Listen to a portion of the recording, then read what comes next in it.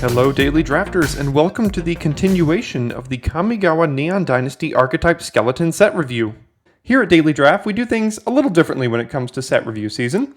Rather than give a card-by-card analysis and grade each card individually, here we build what are called Archetype Skeletons, one for each color pair.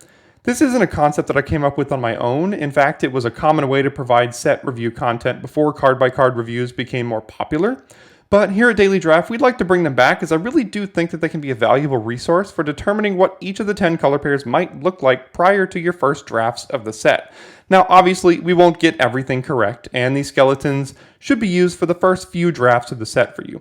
As the format evolves and we learn more about the cards in the set and how they interact with each other, the skeletons will evolve as well. But hopefully, these provide a good baseline for you to begin the format. Before we get into today's skeleton, I'd like to give you a breakdown of exactly how I arrived at what I did when it comes to what quantities of each rarity of card that will be included in each deck.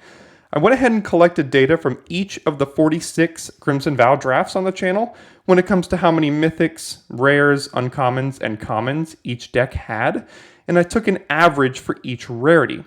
That average came out to 2 mythic rares or rares, 5 uncommons, and 16 commons. Those numbers, plus 17 lands, make our 40-card draft deck.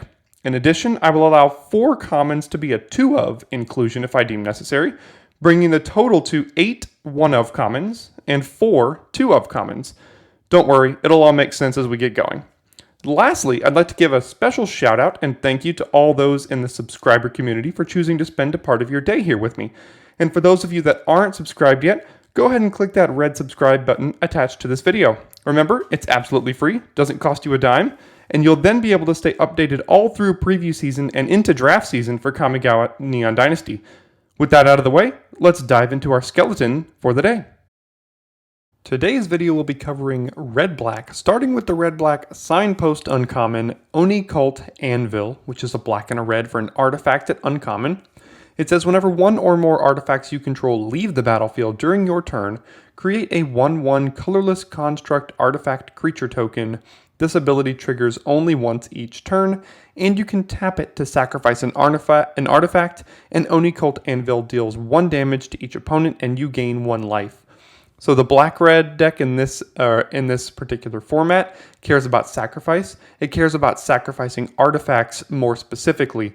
There's a lot of creatures that are artifacts in this set that are going to be good sacrifice fodder for this. And there are also good ways to make other smaller artifacts that'll be good sacrifice fodder, and good ways to send artifacts to the graveyard for cards that care about this. So we're going to be looking to build upon this sacrificing artifacts theme here in red-black. First up here, we have Dockside Chef, which for 1 black mana is a 1/2 enchantment creature human citizen at uncommon. You can also pay 1 and a black to sacrifice an artifact or creature to draw a card. So this is a nice, cheap, 1-drop creature you can get on the battlefield.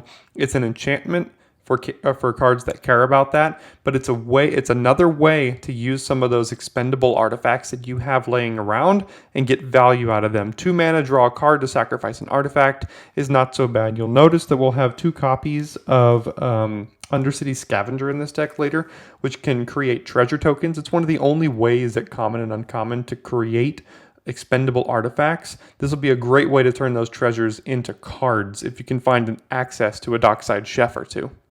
Next up is Experimental Synthesizer, which for 1 red mana is an artifact at common.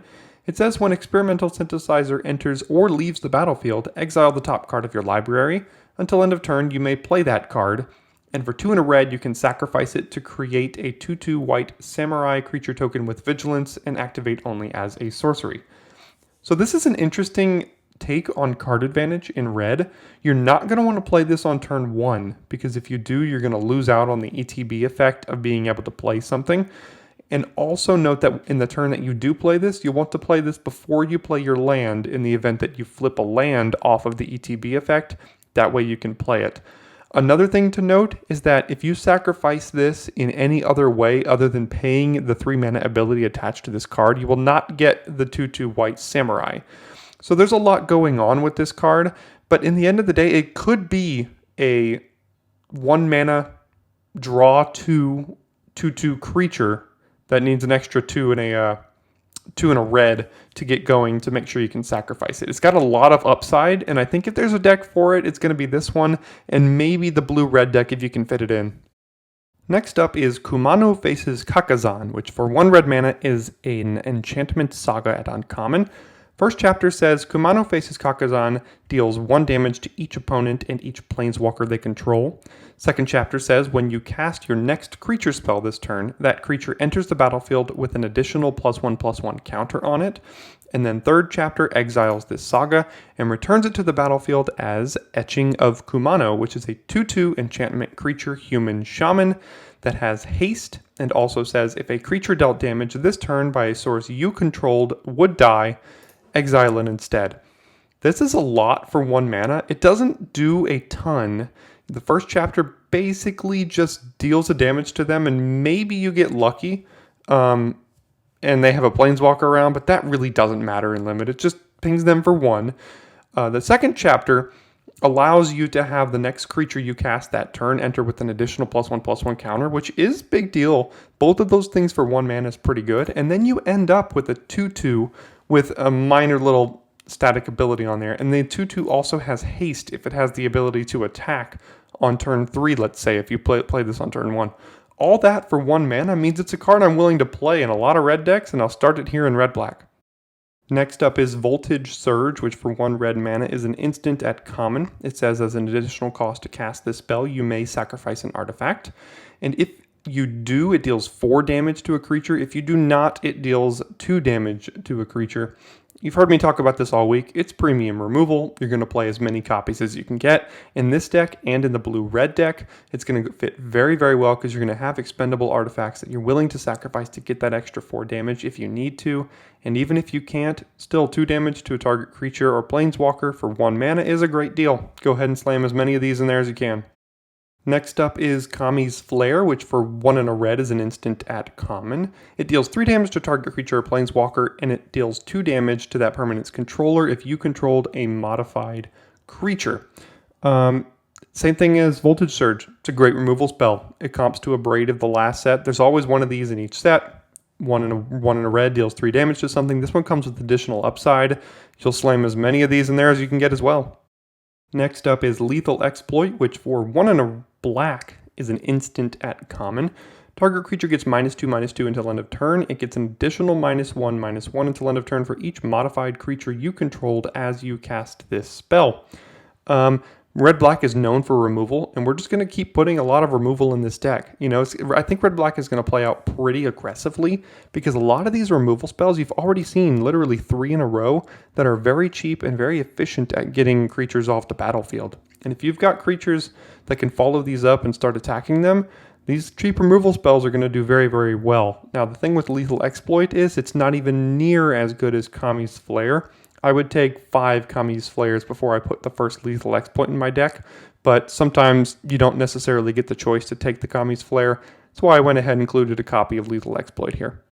Next up is Ogre-Head Helm, which for 1 and a red is a 2/2 artifact creature equipment ogre at rare. It says that equipped creature gets +2/+2, and whenever Ogre-Head Helm or equipped creature deals combat damage to a player, you may sacrifice it. If you do, discard your hand, then draw 3 cards, and it has Reconfigure for 3.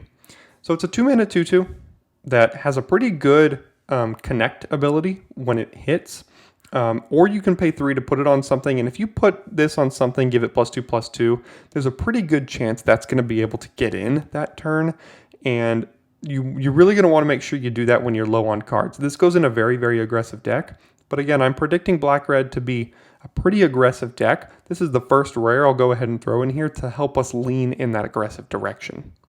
Next up, we've got Towashi Songshaper, which for 1 and a red is a 2/2 artifact creature human artificer at common. It says that whenever another artifact enters the battlefield under your control, Towashi Songshaper gets +1/+0 till end of turn. You know, just a bread and butter 2-drop common in this deck. This and the blue-red deck are going to feel just fine filling out their 2-drop curve with Songshapers as much as they need. It's not anything special, but at the end of the day, it just kind of gets the job done for what we're trying to do in this artifact-heavy deck. Next, we have Reckoner's Bargain, which for 1 and a black is an instant at common. It says that as an additional cost to cast this spell, sacrifice an artifact or creature, you gain life equal to the sacrificed permanent's mana value and draw 2 cards. 2 mana, draw 2 at the expense of sacrificing an artifact is fine, because ideally that artifact has already gotten you some value by entering the battlefield. You'll see with the next card that I've included the exact target we want to use for this. Now don't go jamming these in your deck if you don't have a lot of good expendable artifacts you want to sacrifice. You'll know when you want this, and if you do, it'll be a great inclusion for some card draw in your deck. Next we have Virus Beetle for 1 and a black as a 1/1 artifact creature insect at common, and it says that when it enters the battlefield, each opponent discards a card. So here's the creature / artifact that I think we're going to want to be sacrificing most often. It's a common, it's an artifact, it gets them for a card when it enters the battlefield, even if not the exact way you want to. They do get the control over which card they discard, but this body isn't really doing much on the battlefield after it's done its thing. So things like Reckoner's Bargain or other ways to sacrifice this to ping them are going to be pretty good uses for Virus Beetle. That's why I've gone ahead and included 2 copies here, and I think Black-Red is going to be fine playing 2 copies of Virus Beetle. Our first 3-drop will be Chainflail Centipede for 2 and a black. It is a 2/2 artifact creature equipment insect at common. It says that whenever it or equipped creature attacks, it gets +2/+0 until end of turn and has a reconfigure cost of 2. I think I've included this, at least 1 copy, in all black decks for this format as far as these archetype skeletons go. And maybe that just says how high I am on the reconfigure mechanic. I think it's going to play out as a very good limited mechanic, a very powerful one. This one is an aggressively slanted reconfigure card, and again, like I've said, I think red-black is going to want to be aggressive. This will do a good job of allowing it to do that. It's also an artifact as a bonus. Next we have Nezumi Bladeblesser, which for 2 and a black is a 3/2 creature rat samurai at common. It gets Death Touch as long as you control an artifact, and has Menace as long as you control an enchantment. I think in red-black it's going to be very easy to have this be a 3-mana 3/2 Death Touch, which is a fine curve filler to put in a deck. Trades with anything, can trade up higher if you need it to. It will occasionally get Menace as well, because there's a lot of random enchantments running around. But I think in this deck, you're almost assuredly going to count on it being a 3-mana 3/2 Death Touch. And if it doesn't, for some reason, have Death Touch, the fail case of a 3-mana 3/2 doesn't kill you. Next up is Runaway Trash-Bot, which for 3 generic mana is a 0/4 artifact creature construct at uncommon. It has Trample, and Runaway Trash-Bot gets +1/+0 for each artifact and or enchantment card in your graveyard. Again, this is a bit of a build around. You'll know when you want this. But as far as red-black goes, trying to sacrifice artifacts, put them in the graveyard, cards like Virus Beetle getting there naturally via sacrifice, it's just going to start pumping this more and more. And as soon as you get this to be even a 3/4, I think you've got your value, and anything over that is just bonus. So just make sure you can get up to at least the magic number of 3 and have enough ways to make artifacts go to the graveyard before you include this in your red-black deck. Our last 3-drop will be 2 copies of Undercity Scrounger, which is 2 and a black for a 1/4 artifact creature human rogue at common, and you can tap it to create a treasure token, but only if a creature has died this turn. I think this is going to be the enabler for this deck. You're going to want to go ahead and be sacrificing your Virus Beetles, tapping this, creating treasure, sacrificing all those to Oni-Cult Anvils, and just kind of doing the whole red-black sack thing, you know? This is going to be the recurable way to create cheap artifacts that you want to use to sacrifice to other effects. So I think as many of these as you can fit in there, and making sure that you can sacrifice some other artifact creatures to turn this on is going to be big game. Our first 4-drop is our second rare here in the deck, Hidetsugo Devouring Chaos, which is 3 and a black for a 4/4 legendary creature Ogre Demon at rare. You can pay a black and sacrifice a creature to scry 2. You can also pay 2 and a red and tap it to exile the top card of your library. You may play that card this turn, and when you exile a non-land card this way, this card deals damage equal to the exiled card's mana value to any target. So it's a 4-mana 4/4. The second ability using the red mana is just bonus. It's really nice. You'll want to be doing it on your turn so that you can play a land in the event that you hit one, but there's also just black, sack a creature, scry 2, which this deck is going to be wanting to do. You're going to have some expendable bodies. You're going to have some cheap artifact creatures that you're not opposed to sacrificing. This is just a great card, and in red-black, you're going to get a ton of value out of this.